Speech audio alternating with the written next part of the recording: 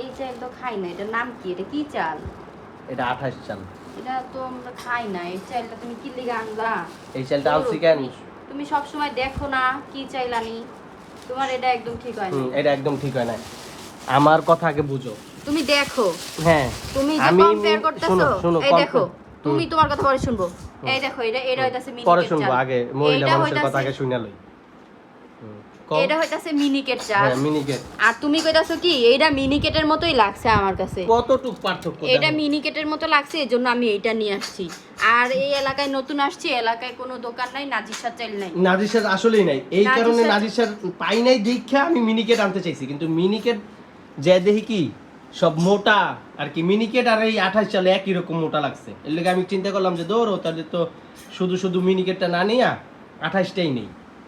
পরে এর লেগে আনছিও কিন্তু কম, মাত্র 2 কেজি আনছি। জানি এটা 3-4 দিনে আমাদের 5-6 দিনে শেষ হয়ে যাব। আর পরবর্তীতে আমি যেন আনতে পারি। আমি যদি 5 কেজি আনতাম তাহলে তুমি চিল্লাচিল্লি করতে পারতা। তুমি শুধু শুধু চিল্লাচিল্লি করো। এটা হইতে কত টাইম লাগে জানো? এত টাইম কি আমাদের? এই জন্যই তো 2 কেজি আনছি মাত্র। 2 কেজি আনছি। 2 কেজি আমাদের হাইস গেলে 5 দিন যাবে।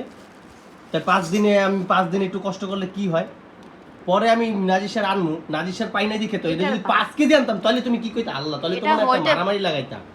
তাইলে এখনই তো আমার রাগ উঠতাছে। এটা তো আমি দেখাই, আমি ওই যে ভাতের পাতিল আমার খালি আমি চাইলেই দিতাছি না।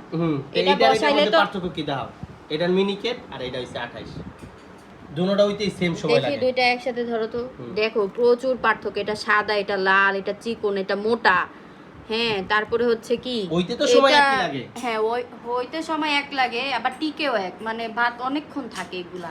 নাজিরশাহ চাল এত কাইটা মিনিকেট বলতে কোনো চাউল হয় না। এই 28টার এই কাইটাই মেশিনে কাইটাই চিকন বানায়া ওইটার এই মিনিকেট নাম দিয়েছে। আচ্ছা, এত কিছু বুঝি না। ওই যে আমরা আগে যে দোকান থেকে আনতাম ওই দোকান, ওই নাজিরশাহ চালই আনবো। নাজিরশাহ চালই আনতে হইব। এইগুলা আনা যাবে না, কারণ মেন সমস্যা হইতাছে কি গ্যাসের সমস্যা। গ্যাসের সমস্যা। আর হইতাছে আমরা এত সময় নিয়ে এটা রান্না করা কোনো সমস্যা নাই। এই যে আমি সেজন্যই তুমি 2 কেজি আনছো, তাই না?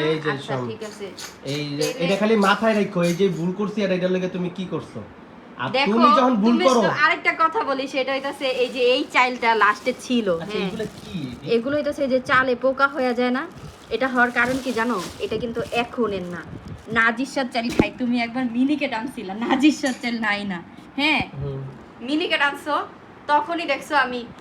তারপরে দিন আবার নাজিরশাহ আনছো। তাহলে এটা অপচয়। আমি এটা না, এটা অপচয় কিভাবে? আমি তো এটা রাইখা দিছি, তাও তো খাইয়া শেষ করছি। এক পটের মতো আছে। তো এটা এখন রান্না করব। দেখি এটা ক্লিন করে আমি এইটাই রান্না করব। কি কম্পেয়ার দেখো। এরপরে ওইটা শেষ না হওয়া পর্যন্ত, 28 শেষ না হওয়া পর্যন্ত আমি কোনো চাউলই আনবো না। কারণ কেন?